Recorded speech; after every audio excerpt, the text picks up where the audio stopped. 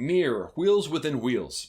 This is an album that was very highly regarded by lots of contemporary members of the progressive rock community, and there's a whole lot that I love about this album. If you want to talk about some of the subgenres within progressive rock, one of those subgenres is symphonic rock, and that's kind of the stuff that I've always kind of found the most connection with. Yes, and ELP, the people that we're talking about with Cersei Link and Christian Nesmith. I think that Meer also continues in that symphonic rock tradition, but I would actually push it even further a little bit because Meer feels almost orchestral. There's a very, very strong presence of strings and orchestrations on this album that really makes it feel more expansive than just a regular progressive rock type album. And the cynic in me listens to this album and thinks that all of these string arrangements are just, synthesizers, high-end synthesizers, really have gotten to the point with so many of the sounds that we use today in the studio that you almost can't tell. But there's really great video clips out there with them playing with a full string section, and the string sections do a lot of the big choral background vocals that are incorporated in the group, so they really rely on that sort of instrumentation even in a live setting,